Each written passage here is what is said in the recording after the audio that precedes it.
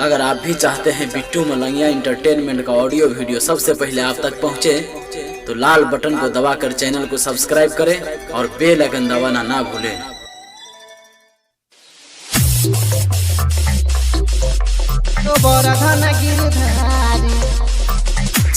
अखन अपने सब सुन रहल छी बिट्टू मलंगिया एंटरटेनमेंट के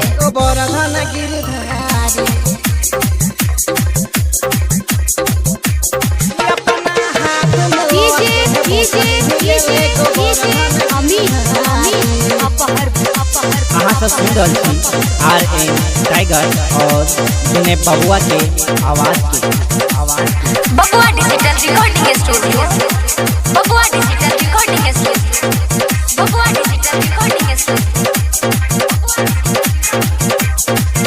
ओके पूरा तैयारी ले बाके बिहारी, ओके पूरा तैयारी ले बाके बिहारी, ओके पूरा तैयारी ले बाके बिहारी, ओके पूरा तैयारी ले बाके बिहारी। घूमे मिथिला के नगरी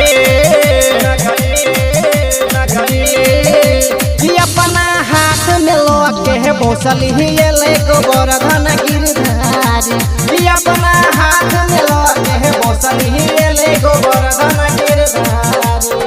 कोके पूरा तैयारी ले बाके बिहारी, कोके पूरा तैयारी ले बाके बिहारी। घूमे मिथिला के नगरी नगरी नगरी, अपना हाथ में लाके बौसली ले गोवर्धन गिरधारी, अपना हाथ में लाके बौसली ले गोवर्धन गिरधारी।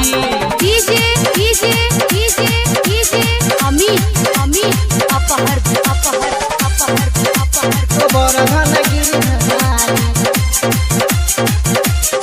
अखन अपने सब सुन रहल छी बिट्टू मलंगिया एंटरटेनमेंट के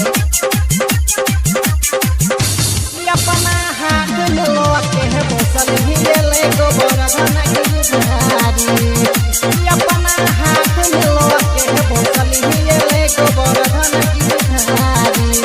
छैया पूर्णा फैशन नहीं छैयो ससबीसन, मोर मुकुट में देखियो खुले छे कत किसान, खुले छे कत किसान, खुले छे कत किसान।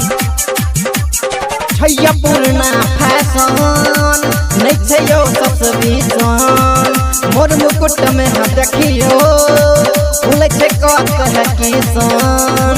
छैया पुराना ड्रेस बाकी लागे छे फ्रेश, छैया पुराना ड्रेस बाकी लागे छे फ्रेश। हाथ रखने छै चकरी चकरी चकरी, अपना हाथ में लाके बसली ले गोवर्धन गिरधारी, अपना हाथ में लाके बसली ले गोवर्धन गिरधारी।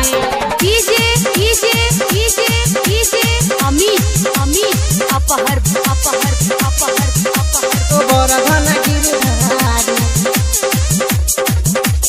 नंद बाबा के हथेरे को हेले अपना घरे हो, बलराम जी के साथे घूमे गाम नगरी हो। नंद बाबा के हथेरे को हेले अपना घरे हो, बलराम जी के साथे घूमे गाम नगरी हो। देखे बिनोई राजेश कोई बात छे विशेष, देखे बिनोई राजेश कोई बात छे विशेष। राखो लैया लाइन के पगड़ी,